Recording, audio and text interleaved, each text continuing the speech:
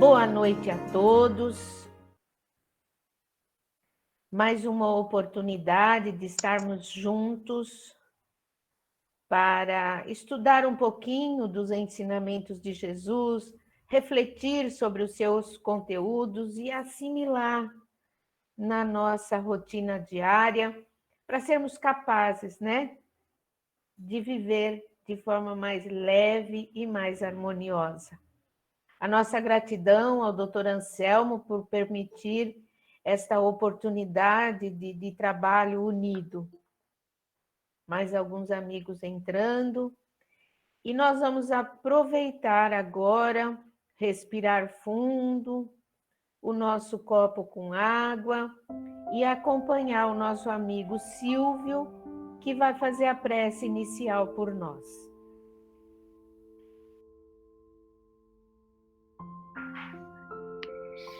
Boa noite a todos, estão me ouvindo? Então vamos todos fechando os nossos olhos, nos acomodando confortavelmente,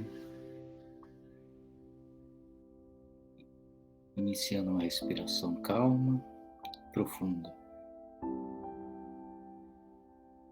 Sintam a cada inspiração toda a energia que você julga necessária, entrando pelo seu corpo e energizando todo o seu corpo físico, mental e espiritual. E a cada expiração, sintam tudo aquilo que você não precisa sendo eliminado do seu corpo físico, mental e espiritual. Agora, com os seus corações serenados, vamos nos conectando com os nossos mentores, com toda a espiritualidade amiga, com o Dr. Anselmo, com o nosso anjo guardião, e agradecendo a tudo e a todos pela oportunidade de estarmos aqui, reunidos para aprender um pouco mais sobre a nossa doutrina. Que o nosso Evangelho de hoje possa tocar os nossos corações e contribuir para a evolução de cada um. Rogo a Jesus agora que abençoe o nosso país, as nossas famílias, os nossos amigos, os nossos afetos e principalmente os nossos desafetos, que precisam muito de orações. E agora, com a oração que nos foi ensinada, vamos dando abertura para o nosso Evangelho. Pai nosso que estais no céu, santificado seja o vosso nome. Venha a nós o vosso reino, seja feita a vossa vontade, assim na terra como no céu. Pão nosso de cada dia, dai-nos hoje. Perdoai as nossas ofensas, assim como nós perdoamos a quem nos tem ofendido. E não nos deixeis cair em tentações, mas livra-nos, Senhor, de todo mal. Que assim seja. Gratidão, amigo. Boa noite aos amigos que foram entrando, sejam bem-vindos. Mais uma oportunidade abençoada. Como vocês viram na divulgação, o tema de hoje ele é bastante interessante e intrigante para algumas pessoas, Porque um dos livros importantes da codificação de Allan Kardec, esse livro nos leva a uma reflexão bastante profunda, associando ao momento que estamos vivendo. Então, Nestor, a bola é sua. Muito obrigada. Eu que agradeço, Luz. Boa noite. Está ouvindo bem, Luz? Tranquilo? Tudo em paz. Eu gosto muito desse livro. Ele realmente traz informações muito preciosas que muitas vezes não são divulgadas. Como todo mundo sabe, é um dos livros da codificação, O Céu e o Inferno, não é? Feito pelo nosso amigo Kardec, não é? E para a gente começar hoje, a Luz falou para mim não estourar meu tempo, eu vou tentar não estourar, tá? Então vamos lá, vamos começar assim, para a gente entender sobre o que é o céu, o que é o inferno, o que é purgatório. Para falar sobre eles, para nós entendermos sobre eles, nós vamos ter que falar primeiramente sobre uma das leis mais sublimes do universo, que é a lei do progresso. Essa lei do progresso, ela está em todos os setores da humanidade, durante todos os séculos. Então, nós estamos vivenciando hoje a lei do progresso, vivenciamos nas encarnações anteriores e nas próximas também iremos vivenciá-las. Então, com essa lei do progresso, existe uma evolução em todos os segmentos das nossas vidas. Vamos dar uns exemplos. Vamos falar sobre meios de transportes. Os carros que a gente anda hoje são iguais aos carros do ano de 1950? Não, né? São mais potentes, são mais tecnológicos, são mais seguros, são mais econômicos, pelo menos a maioria deles, né? Ou seja, isso é fruto da evolução que essa lei trouxe. Assim, para os carros, também serve isso para os aviões, para os trens e para os barcos. E nós vamos até mais longe, os foguetes, né? Descobrimos a Lua, descobrimos outras partes do nossa galáxia, graças a esses meios de transportes mais evoluídos. Nosso setor de comunicação. Eu me lembro, muitos anos atrás, né? Já não sou tão jovem assim, eu andava, na época que saiu o celular, eu andava com um celular, um PT 550. Não sei se algum de vocês vai lembrar desse celular. Era um celular que parecia um tijolo, pesado. Depois que você falava 5 minutos, ele cansava. O que eu fazia com esse celular? Só atendia chamada, fazia chamadas e consultava a minha agenda. Mais nada. Não tinha WhatsApp, não dava para acessar os e-mails, não tinha Instagram, Telegram e tantos outros sistemas que nós temos ligados à internet. Os celulares daquela época, eles não usavam internet. A nossa agricultura, o processo que nós temos hoje de desenvolvimento de grãos é fantástico, inimaginável há 30, 40 anos. Isso faz com que nós tenhamos um rendimento muito maior, a nossa agricultura seja muito mais próspera, e a do Brasil uma das maiores do mundo, em diversos segmentos. Isso traz mais resultados para o país, para quem produz. A nossa pecuária, é gigante a nossa pecuária. E hoje, a gente tem muito aquela ideia, né, de pessoas subir em cima do cavalo, correr atrás dos bois. Hoje a nossa pecuária, a maior parte delas são controladas por drones. Cada animal tem um chipzinho e o drone, ele tem ligado a uma rede de computadores nas grandes fazendas, eles sabem onde está cada animal, em cada momento do dia, não é?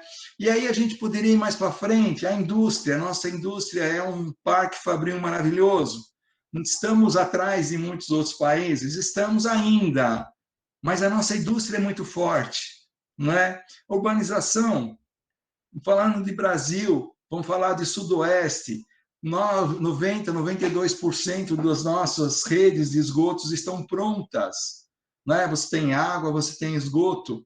Há 30 anos atrás, 40 anos atrás, isso era um luxo você ter esgoto. E assim vai.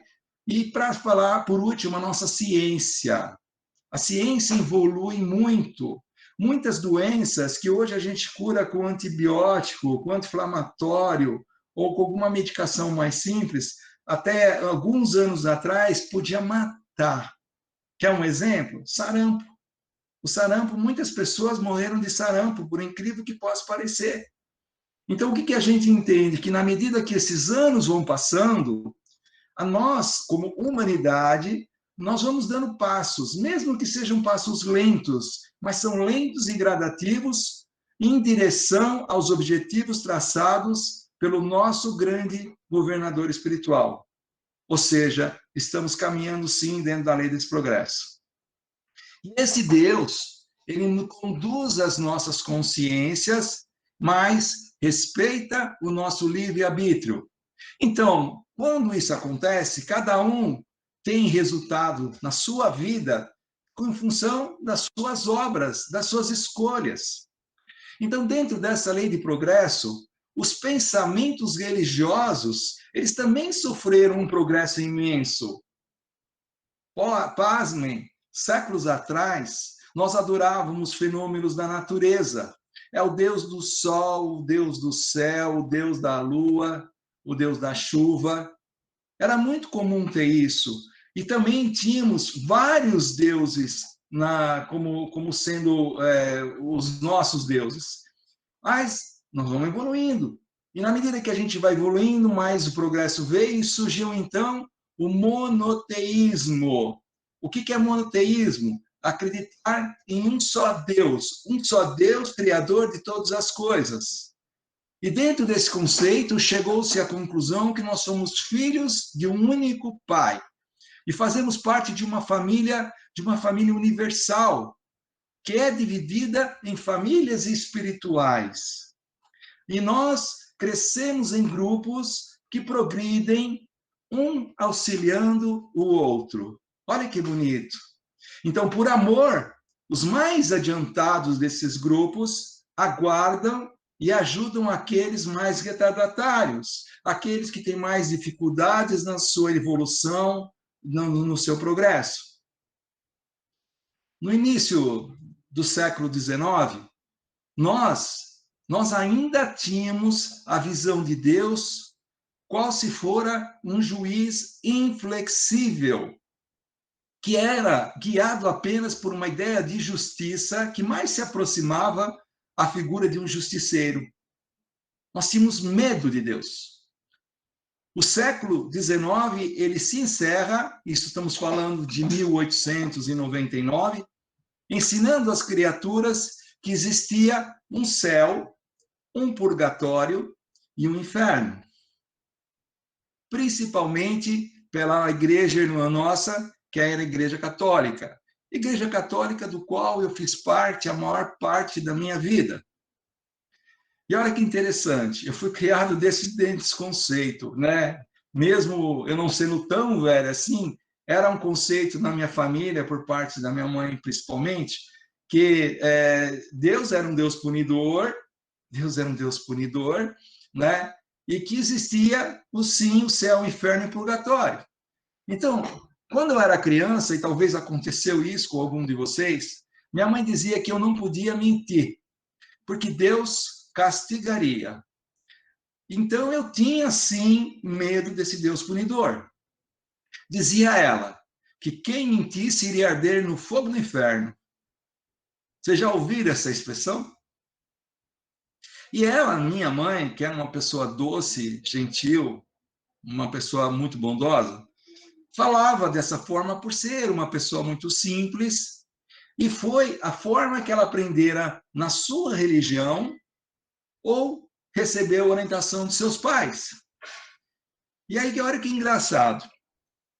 Todas as vezes que eu fazia alguma coisa errada, que eu aprontava, que eu mentia, eu não contava para minha mãe. Por quê? Porque se eu contasse para minha mãe, eu tinha medo que ela falasse para Deus o que eu tinha feito, e Deus ia me punir. Então eu aprendi dessa forma, lógico, por certo tempo, não assumir meus erros, não falando para minha mãe o que tinha acontecido, com medo do quê? Com medo da punição. Mas, resumidamente, a Igreja Católica me ensinou, e ensinou, logicamente, a muitas pessoas, que se eu fosse uma pessoa boa, eu iria para o céu sendo feliz eternamente. Se eu fosse uma pessoa ruim, arderia no fogo do inferno indefinidamente.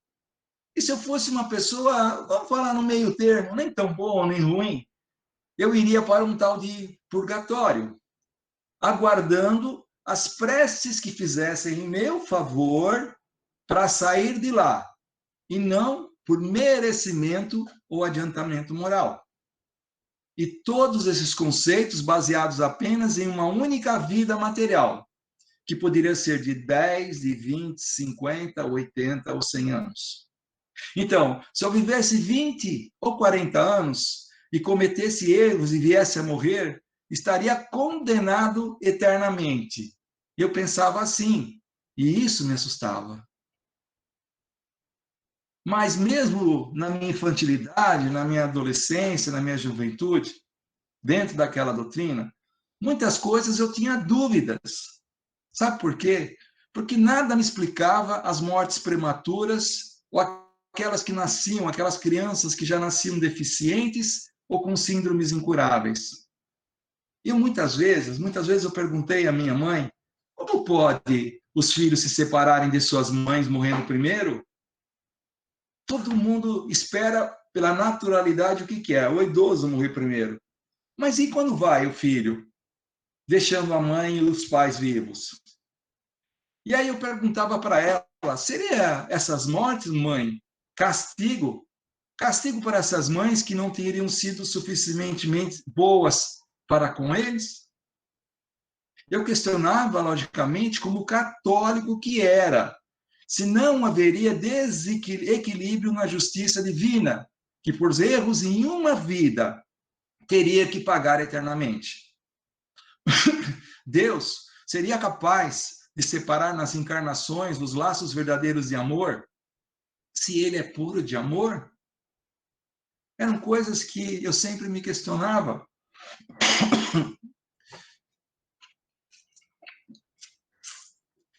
Santo Agostinho, o Santo Agostinho nos dá um esclarecimento sobre essas penas impostas e sua duração, que seria, segundo ele, jamais pela eternidade. Diz ele, interrogai vosso bom senso, vossa razão, e perguntai-vos se uma condenação perpétua, por alguns momentos de erro, não seria negação da bondade de Deus? Que é a duração da vida, se ela seja de 100 anos, perto da eternidade? O Deus dos cristãos é de amor, caridade e misericórdia, o esquecimento das ofensas no lugar das primeiras virtudes. Então poderia ele, Deus, deixar faltar as qualidades das quais faz um dever? Lógico que não. E voltando à lei do progresso, Kardec, que no final do século XIX, ele surge e ele está incumbido de revigorar nas frentes da doutrina espírita essa lei. Sabem por quê? Porque a providência divina, Deus, sabia que essa ideia de inferno, da condenação eterna ou da felicidade definitiva, sem totais méritos, e a libertação do purgatório sem a devida evolução, não resistiria à lei do progresso. O nosso entendimento, através do nosso progresso, nos levaria a entender que aquilo não tinha sentido. Então, essa lei também veio nos ajudar a fazer frente à falta que nós sentimos de um Deus mais justo, de um Deus mais equilibrado, mas, sobretudo, de um Deus mais amoroso. De um Deus Pai, como Jesus nos ensinou 2000 anos atrás. Um pai que é comprometido com o progresso e a felicidade dos seus filhos. E tão amoroso, que não teria coragem de separar os corações amorosos entre pais e filhos pela eternidade. Aí chegou a vez de Kardec publicar o livro O Céu e o Inferno. E essa lei do progresso ganha um maior dinamismo através dessa obra. Então, o nosso codificador proclama a todos nós para uma nova visão das leis divinas. Leis divinas são leis imutáveis, são leis perfeitas. Leis essas fundamentais para a nossa evolução moral. Mas, ao contrário do que muitos podem pensar, a linguagem que é colocada por Kardec não é a linguagem de um homem que utiliza palavras complicadas e vive em um escritório cheio de conforto, ou apenas de um teórico. Kardec viveu e andou no meio do povo e observava todos os fatos, pois ele acreditava que perante os fatos não existem argumentos. E Kardec, que era um médium, começa então a ouvir os espíritos que já haviam passado pelo estágio da morte. Eles faz apenas uma pequena pergunta: como vocês estão? Ou seja, o espírito que foi encarnado, né, que está no mundo espiritual, faz contato com Kardec, que pergunta para eles: como vocês estão? Depois nós vamos ter a oportunidade, se o tempo permitir, de ler um ou dois textos sobre isso. E Kardec, um por um, houve casos maravilhosos que são narrados no livro Céu e Inferno. Então, muito antes de André Luiz, Kardec já começa um trabalho que eu gosto de chamar de trabalho sociológico com os espíritos. E esses espíritos vão lhe contando, narrando os fatos dentro do grau de desenvolvimento que cada um estava. Pois só conseguem dar a notícia dentro da forma que entende e dentro da evolução que tiveram. Então, esses espíritos falam o que estão no seu coração. Lógico que espírito não tem coração, mas força de expressão. No coração de cada um e aquilo que eles realmente puderam perceber com as suas experiências. E aí Kardec publica na obra, nesse livro, Céu e Inferno, aqueles casos que ele acha mais relevante. E são casos da vida e são casos reais. Porque muitos de nós vivemos ainda na nossa família, no nosso trabalho e na nossa vida algumas situações bem semelhantes que aqueles espíritos relataram para Kardec. Passaram a ele as experiências que tiveram na vida pós-morte física. Ou seja, depois que eles desencarnaram e voltaram a ter consciência, eles relatam tudo aquilo que eles foram na vida corporal e os erros que eles cometeram. E diante de tudo isso, Kardec formulou um conjunto de conclusões, não teorias, conclusões, que está no item do livro, chama Código Penal da Vida Futura. E eu vou tomar a liberdade de realçar apenas 5 pontos desse código. Primeiro, a alma ou o espírito sofre na vida espiritual as consequências de todas as imperfeições de que não se libertou durante a sua vida corpórea. Ou seja, você morreu, desencarnou, o seu espírito desencarnado é o mesmo como estava encarnado. Não é aquela história, morreu, ficou santo. Não, nós continuamos os mesmos espíritos, o mesmo grau de desenvolvimento. E aí ele diz, sendo o estado infeliz ou feliz, é inerente ao grau de sua depuração ou das suas imperfeições. Quanto mais imperfeito nós formos, mais infelizes nós seremos. Quanto mais depurados, né? Quanto mais crescimento moral nós tivermos, mais felizes nós seremos. Item 2. A felicidade perfeita é inerente à perfeição. Quer dizer que a purificação completa do espírito. Se eu só vou chegar ao estado de total felicidade quando eu tiver purificado todo o meu espírito. Então, ao contrário, toda imperfeição é ao mesmo tempo uma causa de sofrimento e de privação. Haroldo Dutra nos diz que todo mundo gostaria de ter um casamento perfeito, a mulher ideal, o marido ideal, a vida sempre harmonia. Mas ele diz que a relação perfeita, ela tem que ser maturada durante muitos anos. E diz que, em média, para um casamento ser perfeito, o casal deve viver pelo menos 500 anos. Vocês ouviram direito, 500 anos. São 10 encarnações e bodas de ouro. É difícil? Com certeza. Item 3. Não há uma só imperfeição da alma que não acarrete consequências desagradáveis, inevitáveis, e não há uma só qualidade boa que não seja fonte de ventura. Sobre isso, tem um texto do Evangelho que fala sobre a causa das nossas aflições. Acho que é capítulo 5 ou 7, eu tenho dúvida com relação a isso. Depois, se vocês quiserem entrar, lá está explicado quais são as causas das nossas aflições, tanto da vida passada como da vida atual. Completa ele. A soma das penas é assim proporcional à soma das imperfeições, como a dos gozos é proporcionada à soma das boas qualidades. Item 4.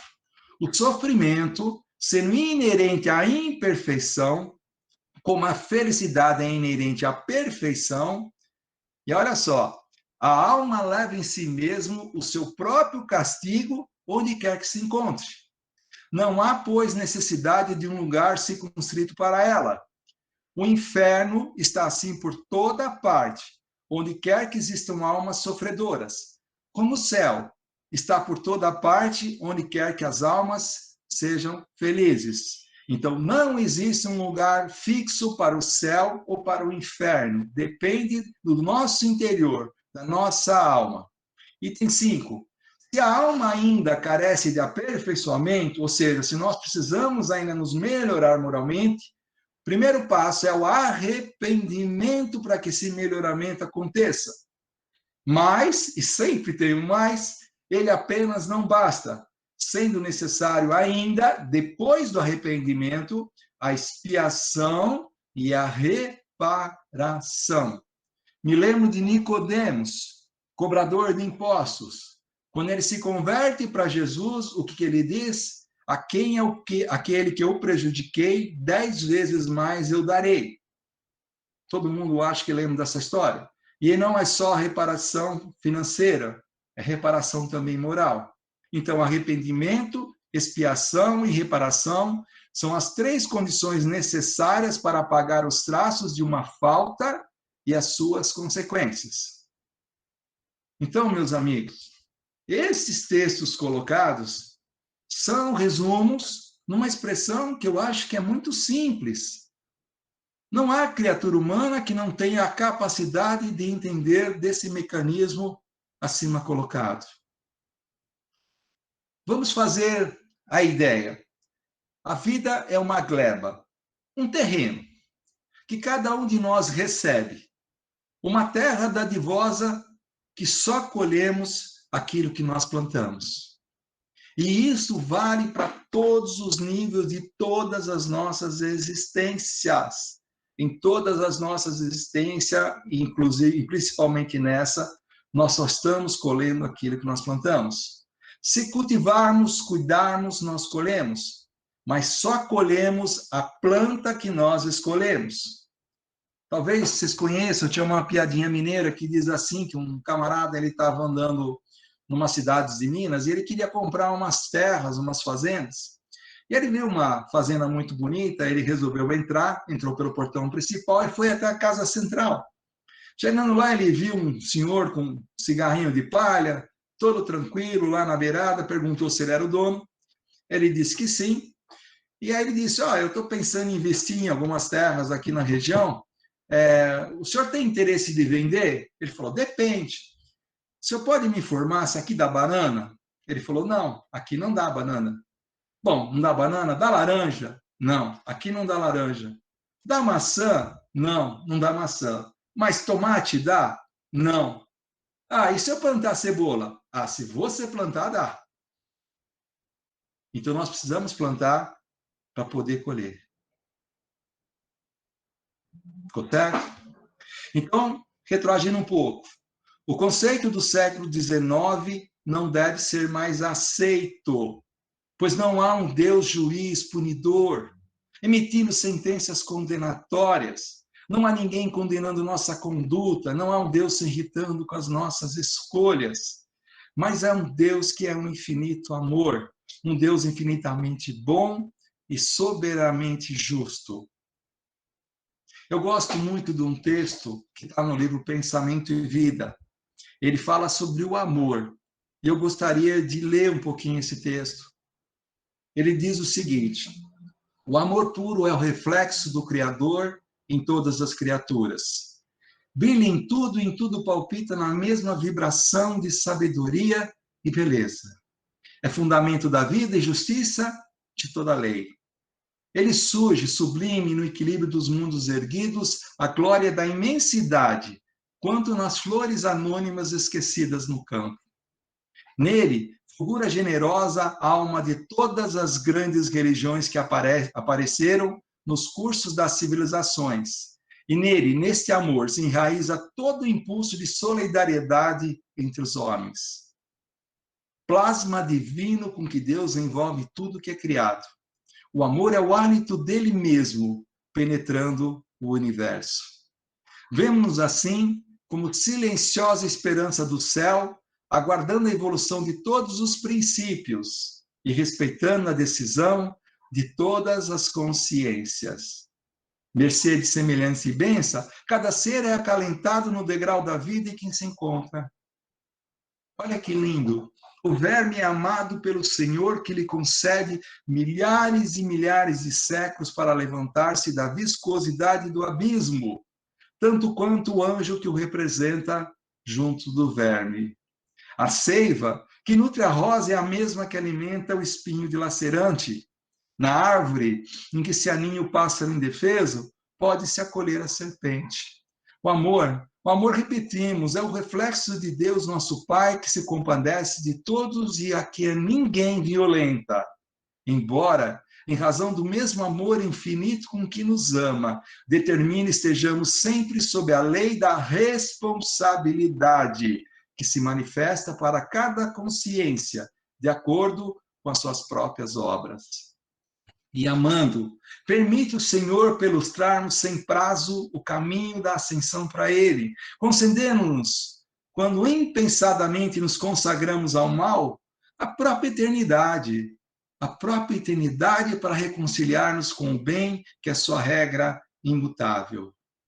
Herdeiros dele que somos, raios da sua inteligência infinita, e sendo ele mesmo o amor eterno de toda a criação, em tudo e em toda parte. É da legislação por ele estatuída que cada espírito reflita livremente aquilo que mais ame, transformando-se aqui e ali, na luz ou na treva, na alegria ou na dor que empenhe seu coração. Eis porque Jesus, o modelo divino enviado por ele à terra para clarear-nos a senda, em cada passo do seu ministério, tomou o amor ao Pai por inspiração de toda a vida, amando sem a preocupação de ser amado e auxiliando sem qualquer ideia de recompensa, e descendo à esfera dos homens por amor, humilhando-se por amor, ajudando e sofrendo por amor, ele passa no mundo de sentimento erguido ao Pai excelso, refletindo-lhe a vontade sábia e misericordiosa.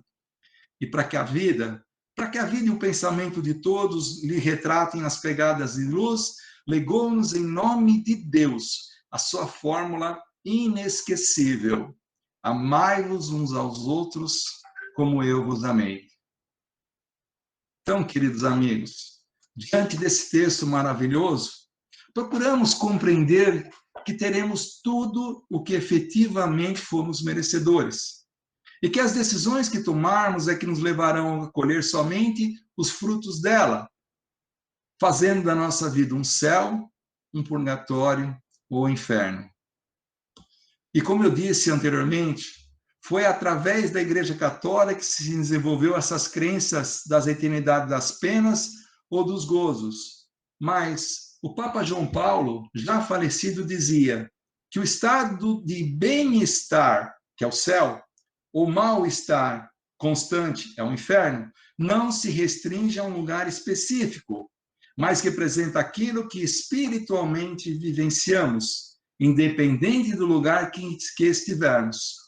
E aí eu completo, mesmo encarnados ou desencarnados. E nesse mesmo livro que a gente está falando, O Céu e o Inferno, Kardec nos define efetivamente o que é o céu. Diz ele: a felicidade, a paz, sinônimos de céu, estão na razão do progresso realizado. A felicidade dos espíritos, sendo inerente às suas próprias qualidades, eles a gozam por toda parte, onde quer que se encontrem, na face da terra, entre os encarnados ou no espaço. Ou seja, estar no céu representa seu estado de espírito, encarnado ou desencarnado, a sua verdadeira evolução conquistada. Assim, a felicidade dos espíritos não está na ociosidade contemplativa, que seria, como frequentemente se diz, uma eterna e fasticiosa inutilidade. A vida espiritual, em todos os seus graus, é, pelo contrário, uma atividade constante, mas livre de fadiga.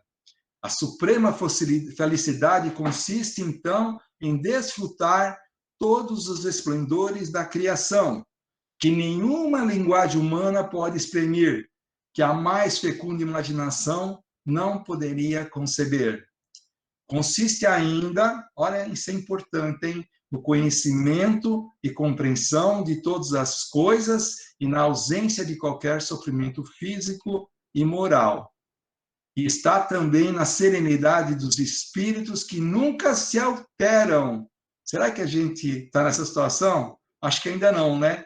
No amor que une a todos os seres e, portanto, na ausência de todo aborrecimento proveniente da relação com os maus e, acima de tudo, na visão de Deus e na compreensão de seus mistérios revelados aos mais dignos.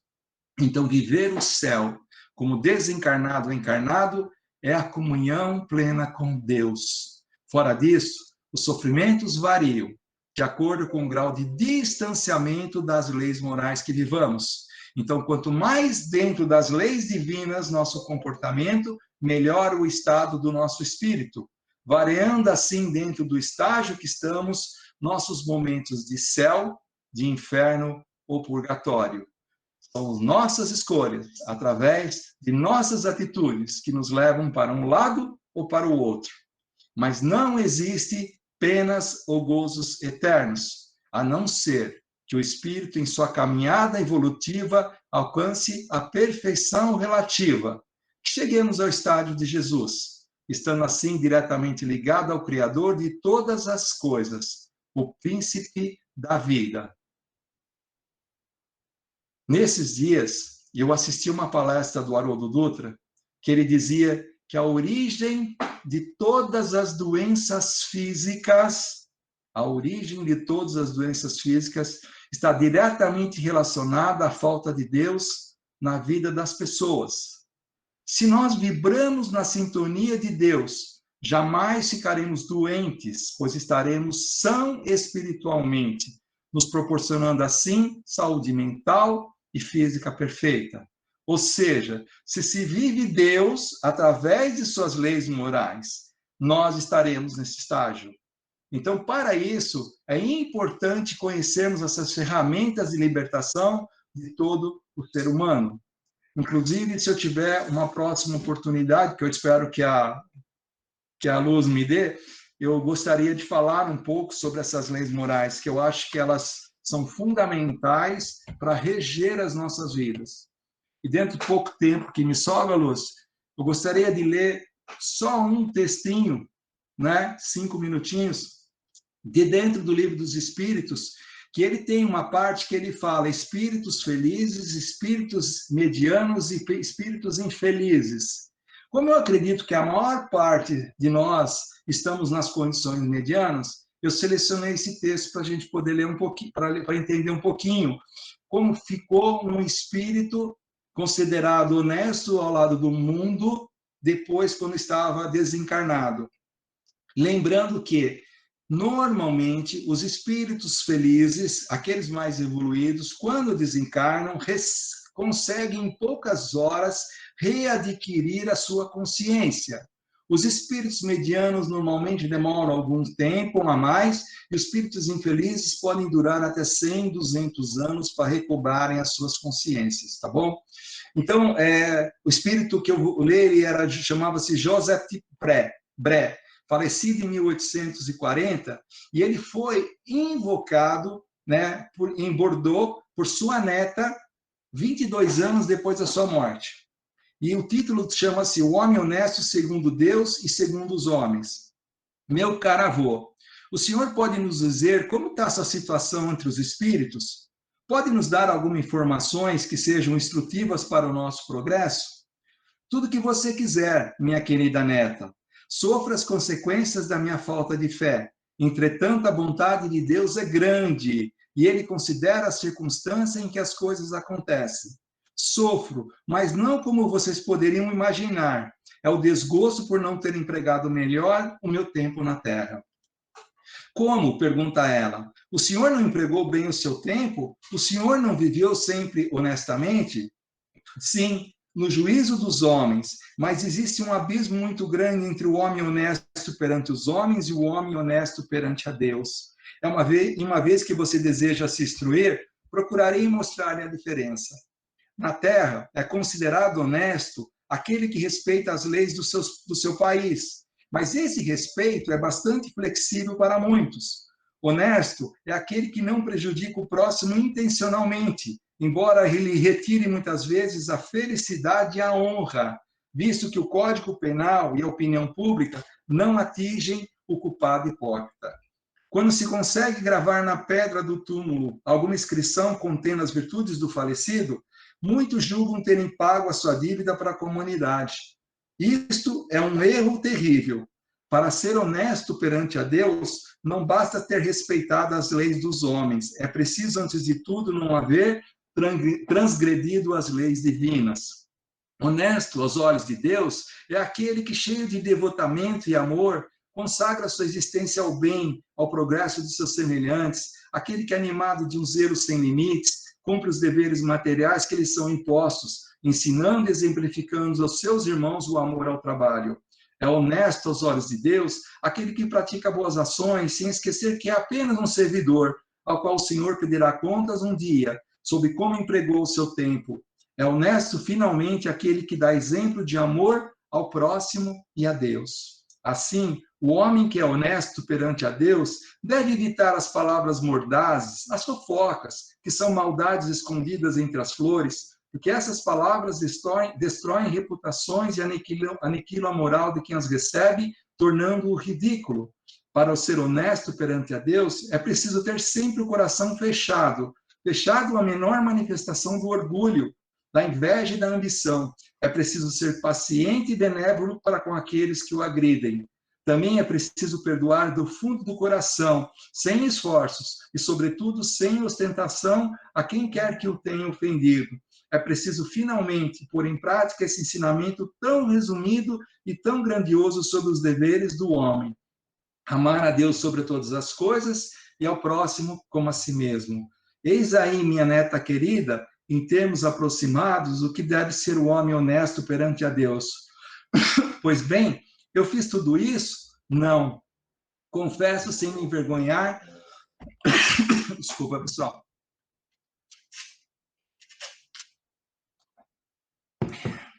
Confesso sem me envergonhar que faltei a muitos desses deveres, que não tive a atividade que deveria, que o esquecimento de Deus me levou às outras faltas, as quais, por não serem alcançadas pelas leis humanas, nem por isso não deixam de ser agressões à lei de Deus. Quando eu compreendi todas essas coisas, sofri muito, e é por isso que hoje eu espero mais consolado a misericórdia desse Deus de bondade que vê o meu arrependimento. Vai, minha neta querida, transmite e repete tudo o que eu lhe disse a todos aqueles que têm a consciência pesada, para que reparem as suas faltas praticando as boas obras, a fim de que a misericórdia divina se estenda sobre eles. E os olhos paternais do Criador levarão em conta as expiações que tiveram que passar, e sua mão poderosa lhe apagará as faltas. Essa é a mensagem que eu gostaria de passar para vocês. Muito obrigado, Luz, pela oportunidade. Muito obrigado a todos. É um prazer estar nessa casa. Namastê a todos, tá? Gratidão, amigo. Eu sei que não é fácil quando nós temos um tempo para falar. O conteúdo é bem amplo, mas eu acredito que ficou de grande profundidade. Então, eu vou abrir para vocês. Quem vai iniciar?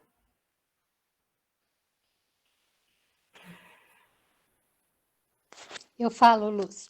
Obrigada. Boa noite, pessoal. Bom, eu gostaria de colaborar com a seguinte reflexão, que é extremamente importante que a gente se autoconheça, faça uma reflexão sobre tudo aquilo que nós fazemos, das ações que nós cometemos.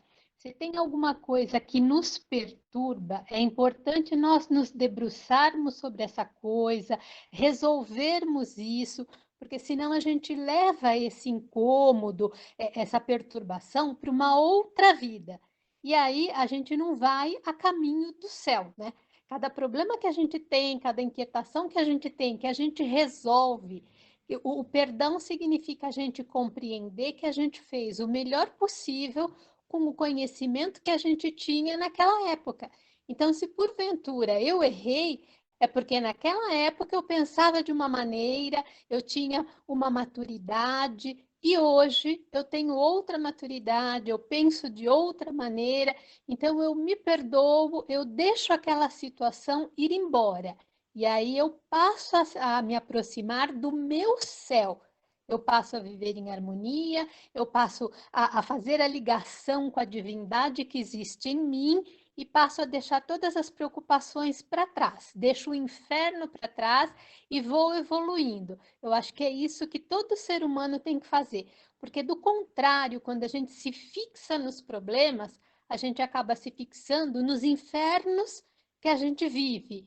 E isso não leva a nada, né? A gente só fica pensando no erro que cometeu, na coisa errada que fez, no perdão que a gente não deu, no auto perdão.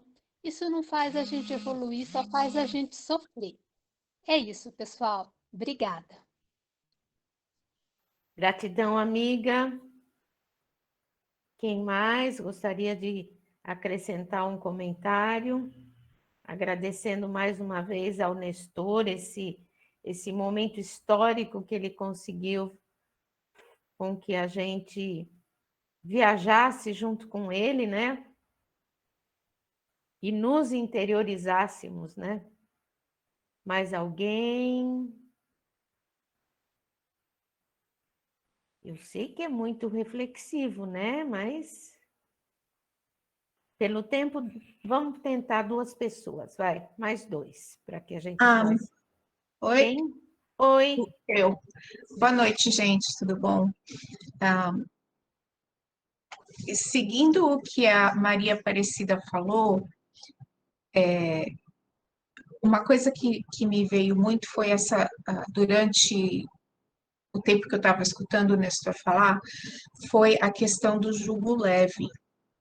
E que quando a gente acha esse céu dentro de nós, quando a gente se conhece, quando a gente aprende a deixar, né, a se perdoar, a entender e se aceitar onde nós estamos e saber qual é o caminho que nós estamos seguindo, existe uma paz que chega dentro da gente, né? E eu acho que é isso que o Evangelho quer dizer em relação a seguir o caminho certo e ter esse jugo leve que Jesus nos prometeu. Então, isso me veio bem forte ouvindo o Nestor e a Maria Aparecida falarem. Obrigado, amiga. Mais uma contribuição, quem mais? Antes da gente encerrar, mais umzinho. Eu sei que tem várias pessoas assim, né? Com as ideias borbulhando. Mais um, vai? Vamos lá? Antes da gente encerrar. Quem está com mais vontade? Abre o microfone. Não sei se é mais vontade, mas vamos embora, né? Já que a gente fala, a gente sempre comenta alguma coisa. As falas vão se juntando, né? Ao que vai sendo construído o outro pensamento. Mas, assim, partindo do princípio da exposição do Nestor, da gente jogar para os conceitos da Igreja Católica, né? Deste Deus que unia a gente, né, repressor, né, bravo, a gente, nesse exato momento, mesmo a gente tendo vivido, sendo criado dentro disso, a gente fala que bom, né, que a gente acordou para isso e nos enxergamos que não era desse jeito, né. A gente pode desconstruir essa imagem e ser ciente da beleza que é esse Deus, né. E o que a Cida comenta, né? Comentou. O bom é que a gente acorda para a vida e começa raciocinar em cima dessas atitudes, né? Porque daquilo você faz essa autorreflexão e a gente encaminha para um momento de que a gente sempre procurou, né, dentro do Espiritismo, que é essa reforma, né, a reforma do próprio Espírito, nossa caminhada ser mais leve aqui para que dá continuidade na nossa vivência, né? Então, assim, e nunca esquecendo, né, que a gente tem esses dois polos, né? Nós somos pessoas boas, mas nós não somos tudo aquilo. Ainda a gente tem muito a aprender. Mas o bom é que nos nossos percalços fazem a gente crescer, né? E muitos a gente para e fala, opa, estou indo para o caminho errado, não é bem por aí. Cadê aquela lição aprendida, né? Lembra, né? Acorda. Então, é um construir, é um desconstruir e construir de novo certas verdades que a gente tinha como base da cultura, né, da nossa crença. É isso. Muito bons, amigos.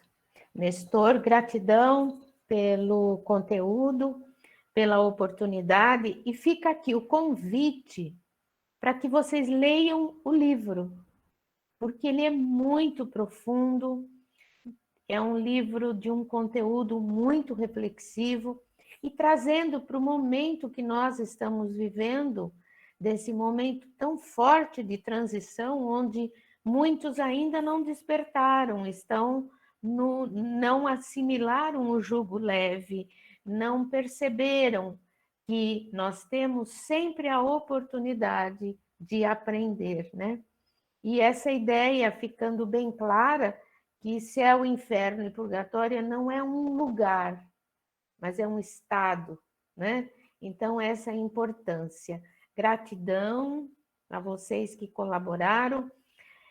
Elaine Mello, você está me ouvindo? Você poderia fazer para nós a prece de encerramento? Eu sei que eu estou te pegando na surpresa, mas é que você, a semana passada, deixou a gente muito grata.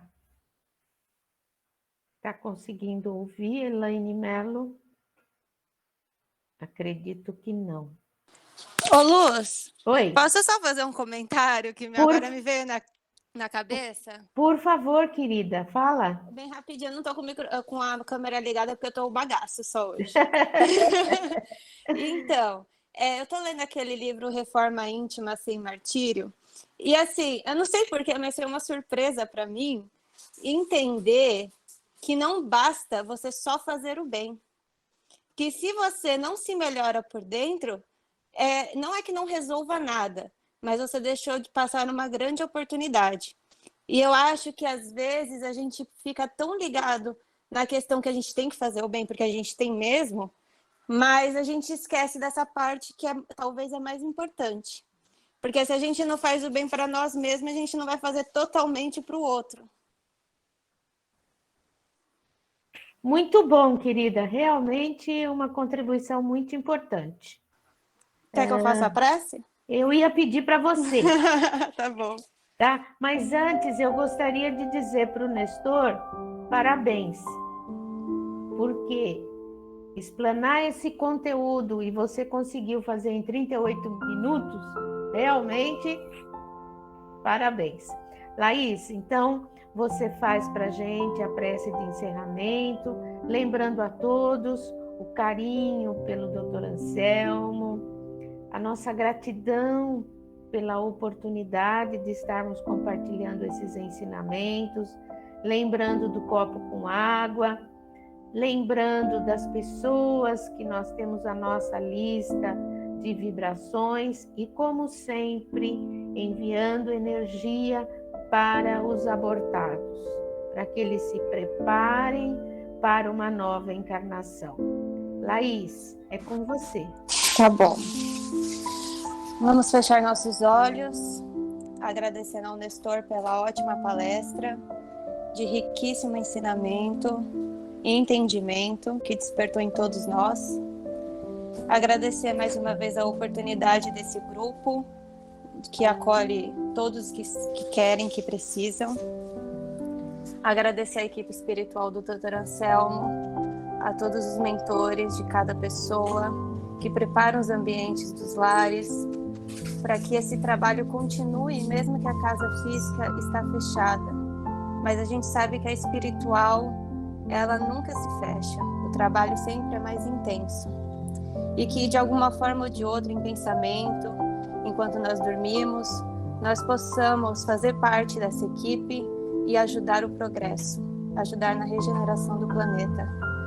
Vamos vibrar pelo nosso planeta, emanar energia de amor, de luz, de paz, fazer com que essa energia alcance todos os países, o nosso país em especial, o Brasil, os governadores que têm o poder na mão e que atingem muitas pessoas, que de certa forma eles consigam ter o entendimento da força que eles têm e como que eles agem em relação às pessoas. Vamos pensar nos abortados, como foi sugerido, na oportunidade de uma próxima reencarnação, a todas as pessoas que sofrem, que estão desencarnando por conta da doença e de todas as outras, e por todas aquelas que estão refém do medo, porque eu acho que essa é a pior doença. Agora, vamos pensar nas pessoas, né, que cada um escreveu nas listas, que precisam de vibrações, que precisam de uma paz dentro do coração, para que elas possam receber nesse momento essa luz que nós estamos enviando para elas. Vamos vibrar pelo nosso lar, cada um para o seu lar em específico, para os familiares, para nós. E vamos agradecer a Jesus por sempre estar conosco, mesmo que a gente não perceba muitas vezes. E para finalizar, eu gostaria de fazer a prece da Mãe Maria. Ave Maria, cheia de graça, o Senhor é convosco, bendita sois vós entre as mulheres, bendito é o fruto do vosso ventre, Jesus. Santa Maria, Mãe de Jesus, rogai por nós, pecadores, agora e na hora da nossa morte, que assim seja, graças a Deus. Gratidão, querida, por essa energia, e nos mantendo, vamos nos imaginar na sala de passes, erguendo as mãos, captando a energia que a equipe espiritual nos dirige, colocando as mãos espalmadas no topo da nossa cabeça, harmonizando o nosso coronário, descendo as mãos lentamente pela frente, harmonizando o nosso frontal entre os olhos, descendo mais um pouco até a garganta, harmonizando o nosso aparelho que nós usamos em demasia através das palavras, descendo mais um pouco até o cardíaco, colocando aí a cor verde, a cor rosa, e descendo até a parte digestiva, o nosso gástrico, esplênico, descendo até o básico, soltando as mãos, respirando fundo e agradecendo, Pai do céu, por todas as oportunidades que estamos vivenciando. Gratidão, Pai, por essas lições de vida. Brigadão, gente. Muita paz, muita alegria a todos. E até a semana que vem. A Elaine colocou uma mensagem aqui que ela está sem microfone. Então, por isso que ela não fez. Mas, Laís, você fez uma prece muito gostosa para nós, uma energia muito boa. Gratidão. Nestor e todos vocês que falaram, e a Laís, gente, gratidão por esse trabalho coletivo. Muita alegria, muita luz, muita harmonia no nosso dia a dia. Cadê o sorriso de vocês? Obrigado, gente. Até a semana que vem. Muita paz. Tchau, boa noite. Como diz o Carlos? Juízo, hein? Tchau, gente. Tchau, gente. Boa noite. Tchau, gente. Uma boa noite a todos. Tchau, pessoal. Boa noite. Boa noite, gente.